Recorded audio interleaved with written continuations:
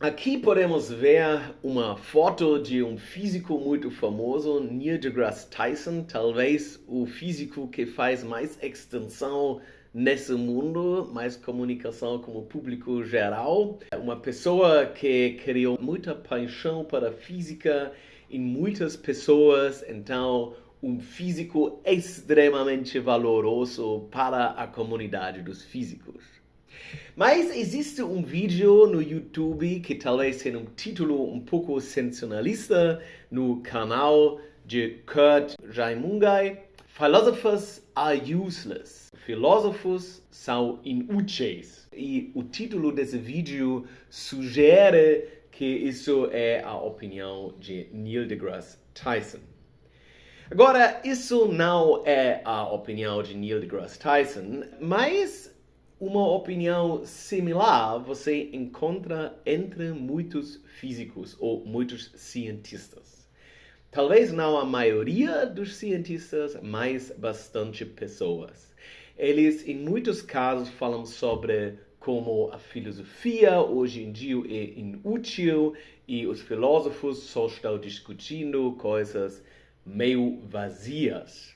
Interessantemente, existe um filósofo que tinha uma opinião bem similar e o nome dele é Ludwig Wittgenstein. Eu acho que Ludwig Wittgenstein é o filósofo que formulou melhor a intuição de muitos cientistas referente à filosofia. E isso ele fez no primeiro, o único livro dele, o Tractatus Lógico-Filosóficos.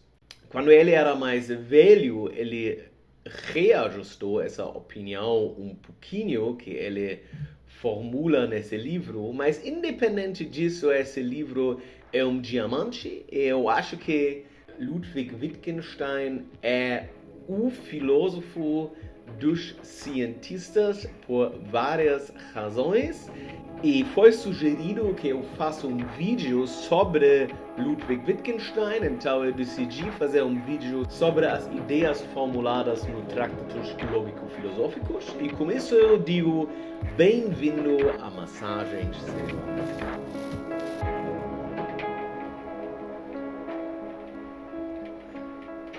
Tá bom, vamos começar com a história de Ludwig Wittgenstein. Ludwig Wittgenstein era de Linz, uma cidade na Áustria. Um fato um pouquinho engraçado é que ele estava na mesma escola como Adolf Hitler. Ludwig Wittgenstein era de uma família judeia, mas eu não sei em qual idade Adolf Hitler desenvolveu o ódio. Também os dois tinham quase a mesma idade, mas Ludwig Wittgenstein foi mais avanço na escola, então eles só estavam na mesma escola por um ano, mas a gente acha que eles em algum momento interagiram, que é uma trivia muito interessante. Ludwig Wittgenstein foi para uma realschule, que não é a escola melhor para que você pode andar no mundo austríaco-germânico. Mas nessa época isso não era incomum. Então depois ele não conseguiu fazer uma graduação numa universidade normal, ele tinha que ir para uma Fachhochschule, que é tipo uma universidade com um trajeto mais para a prática e menos para a academia. E ele graduou em engenharia mecânica em Berlim entre 1906 e 1908. Originalmente, ele queria trabalhar com Ludwig Boltzmann, um dos meus físicos favoritos. Eu boto o vídeo aqui, onde eu discuto esses físicos favoritos. Mas isso já mostra de onde ele vinha. Ele tinha um espírito matemático, bem ordenado, interessado na linguagem da matemática e na solução de problemas analíticos. E também no fato que ele queria trabalhar com Ludwig Boltzmann em Viena, mostra que ele já tinha uma tendência para física e filosofia, vamos dizer, porque Ludwig Boltzmann, obviamente, é um dos físicos mais filosóficos que você tem. Ele conseguiu formular bem na entropia, ele tem um papel muito importante na discussão de problemas e paradoxos dentro da física. Também posso botar aqui um vídeo para um exemplo disso. Então, mas ele não conseguiu ir para a universidade normal, então ele foi para Berlim. Ele era de uma família boa, uma família com muito dinheiro, então ele conseguiu financiar, estudar em Berlim e ele continuou com estudos em Manchester, onde ele tentou fazer um doutorado em aeronáutica e ele, na verdade, registrou um patente em 1911. Mas isso não foi a paixão dele. E por isso, em 1911, ele visitou Gottlob Frege. Gottlob Frege era um filósofo alemão que trabalhou em Jena, que era muito da filosofia analítica. E o que significa filosofia analítica? Eu vou pular isso aqui, em vez disso, eu vou agora esperar que vocês entendam sobre o que eu vou fazer mais adiante nesse vídeo, que vocês entendem o que realmente significa filosofia analítica. Mas Gottlob Frege sugeriu para Wittgenstein que ele comece a trabalhar com Bertrand Russell, um dos grandes filósofos dessa época. E Bertrand Russell tinha escrito a Principia Mathematica, que é um livro de uma importância enorme, que, de uma certa maneira, dá a base para o que Ludwig Wittgenstein escreveu depois. E assim ele foi para Cambridge e trabalhou com Bertrand Russell, virou amigo dele e assim começou a carreira do grande Ludwig Wittgenstein. Então Ludwig Wittgenstein escreveu em Cambridge o Tractatus Lógico-Filosófico. E eu li esse livro quando eu tinha 18 anos, algo nessa faixa. Eu lembro que eu abri o livro e eu li o prefácio. O prefácio foi do Bertrand Russell e depois o prefácio do Ludwig Wittgenstein. E nesse prefácio, Ludwig Wittgenstein começou a escrever: talvez este livro somente seja compreendido por quem já tenha cogitado por si próprio os pensamentos aqui expressos, ou ao menos cogitado pensamentos semelhantes. Não é, pois, um manual. Terá alcançado seu objetivo se agradar a quem o ler com atenção. E ele escreveu mais algumas frases e terminou o prefácio dizendo: no entanto, a verdade dos pensamentos comunicados aqui me parece intocável e definitiva, de modo que penso ter resolvido os problemas no que é essencial. Se não me engano, o segundo valor desse trabalho é mostrar quão pouco se consegue quando se resolvem tais problemas. Para resumir essa última parte do prefácio, Ludwig Wittgenstein pensava que ele tinha resolvido basicamente todos os problemas da filosofia e os problemas que restaram, que não realmente foram resolvidos, agora não são mais interessantes, vamos dizer. Eles viram irrelevantes, triviais, não precisam ser discutidos, não sei o que. A gente vai discutir isso um pouquinho mais. Mas vamos voltar para o início. Talvez este livro somente seja compreendido por quem já tenha cogitado por si próprio os pensamentos aqui expressos, ou ao menos cogitado pensamentos semelhantes.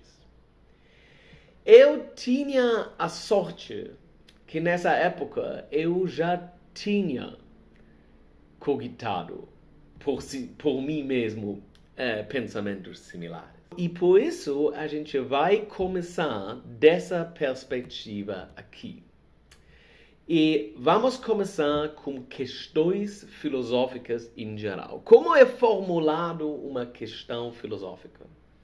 Por exemplo, o passado ainda existe. Isso pode ser uma pergunta filosófica. O passado existe ou não existe mais?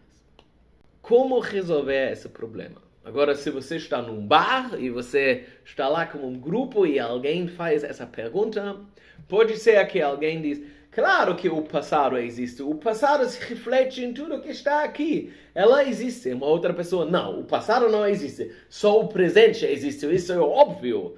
E assim começa uma discussão. Agora, Wittgenstein diria, isso não é o ponto como a gente deve discutir isso.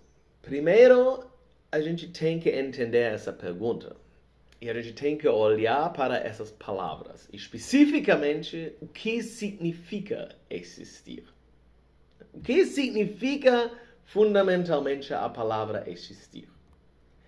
E agora eu vou dizer dois jeitos meio arbitrários o que pode significar existir. Né?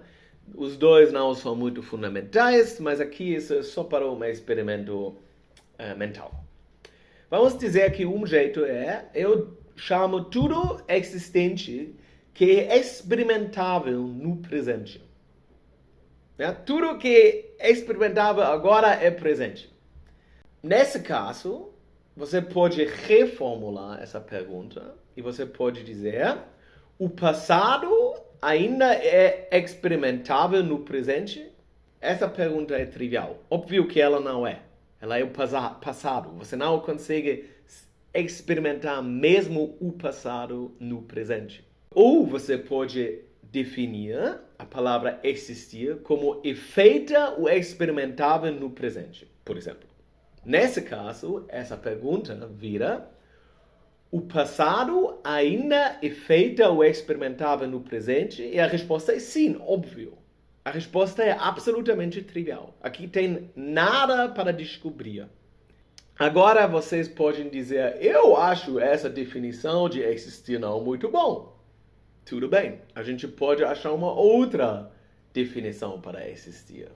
Mas o ponto é que quando você tem essa nova definição de existir, a probabilidade é muito alta que a resposta para essa pergunta sempre vai virar trivial.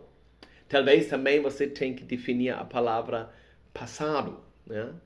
Então, vocês conseguem ver que uma pergunta que inicialmente pareceu muito fundamental, quando vocês deram uma olhada mais perto, vocês repararam que essa pergunta não é tão fundamental. Ela é trivial. Ela é absolutamente trivial. Então, uma reformulação da questão revela que a questão não era tão fundamental. Então, quando Ludwig Wittgenstein falou agora que provavelmente o livro só alguém pode entender que já pensava algo similar, isso aqui seria algo similar. Você repara que a linguagem é um problema muito fundamental que limita a nossa possibilidade de falar algo claramente, mas quando nós somos capazes de formular algo claramente, nesse caso o problema originalmente formulado desaparece. Agora, com isso, a gente pode dar uma olhada para outras perguntas que a gente conhece da nossa dia cotidiana, que tem uma situação um pouquinho similar. Por exemplo, uma pergunta que às vezes se acha: os nazistas eram da esquerda ou da direita? Essa pergunta ela é usada por pessoas que se interessam muito para não ser associados com nazistas. Né? A direita extrema, eles querem associar nazismo com a esquerda, e a esquerda, obviamente, associa nazistas com a direita, como foi tradicionalmente o caso e como os nazistas também se viram. Mas você pode argumentar que os nazistas eram da esquerda. Por exemplo, se eu defino, sendo da esquerda, fortemente influenciado por Marx, quem fortemente é influenciado por Karl Marx é da esquerda. Eu não acho que essa definição faz muito sentido, mas eu poderia fazer essa definição. Nesse caso, os nazistas seriam da esquerda. Ou eu posso usar outras definições da esquerda ou da direita. O ponto é que Essa pergunta aqui depende da sua definição da esquerda e da direita, e quando agora você diz os nazistas eram fortemente influenciados por Marx, a resposta é sim. Mas se eu digo os nazistas eram fortemente contra os comunistas, a resposta também é sim. Em um lado eu associaria isso mais com a direita, e no outro mais com a esquerda. Outro exemplo politicamente altamente relevante: gênero existe num espectro. Também uma pergunta onde você tem pessoas discutindo isso no YouTube e nas mídias sociais, e a resposta, de novo, é relativamente trivial. O que você define como gênero e o que você define como um espectro. Por exemplo, quase todos os humanos no nosso mundo temos 2 cromossomos iguais ou 2 diferentes. Quase todos, não todos, né? Então, em um caso você é um homem, no outro caso você é uma mulher. Mas também existem exceções. Existem pessoas que têm 3 cromossomos, por exemplo. Isso são certas condições, doenças raras que existem. Então, nesse sentido, você tem pessoas que não são homem, não são mulher, no sentido de cromossomos. Mas você também pode definir o seu gênero, o que é popular entre certas pessoas. Você pode definir o seu gênero sob estereotipos na sociedade. Né? Por exemplo, se você é um homem, mas você gosta de andar de saia, talvez você é mais feminino e agora você perdeu tantos e tantos pontos na sua escala de masculinidade e ganhou tantos e tantos pontos na escala de feminidade. Eu não estou fazendo piadas aqui, eu estou falando sério. Então, nesse caso, você pode definir um espectro. Mas isso são 2 questões completamente diferentes. E nenhum desses pontos deve ser polêmico. É absurdo que tem pessoas que se emocionam muito sobre essa pergunta. Outra pergunta: o Bolsonaro é fascista também? Ou o Lula é socialista? Isso depende somente da sua definição de o que é um fascista e o que é um socialista e das posições de Lula e Bolsonaro. Não tem uma verdade fundamental para essa pergunta sem as definições claras dessas palavras.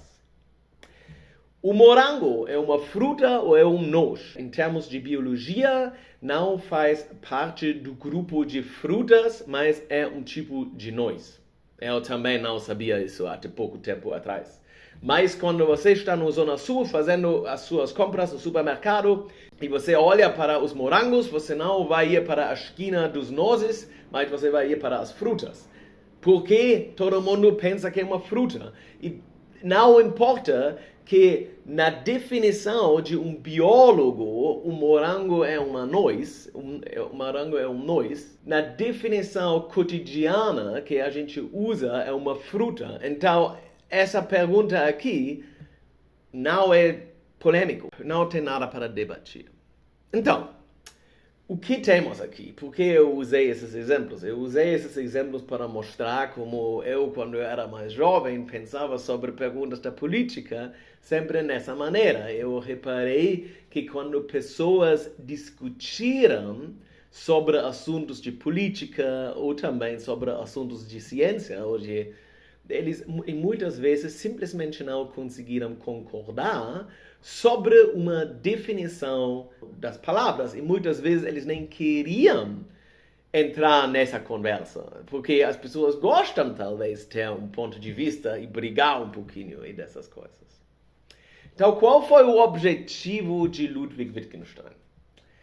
Ludwig Wittgenstein escreveu um livro em qual ele basicamente definiu, numa certa maneira, numa linguagem bem clara, o que é expressível como linguagem.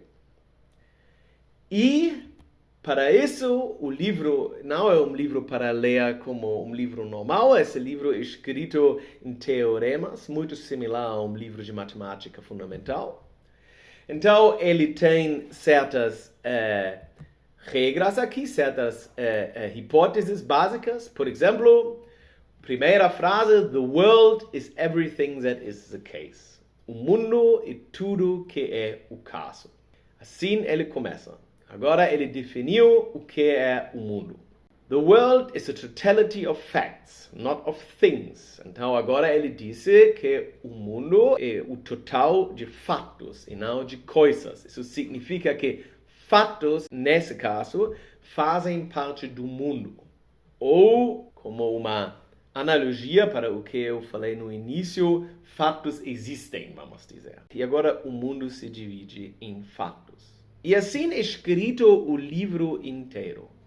O livro completo só funciona sob essas teses básicos, os mais importantes no início, os menos importantes mais tarde. E ele diz agora no fim que agora, como eu falei tudo numa maneira absolutamente clara, os problemas são resolvidos. Ele diz que problemas fundamentais, filosóficos, perdem a sua fundamentalidade e as respostas para essas perguntas viram triviais. Então, no fim, como ele diz no prefácio, não existem mais problemas filosóficos, porque ele resolveu todos.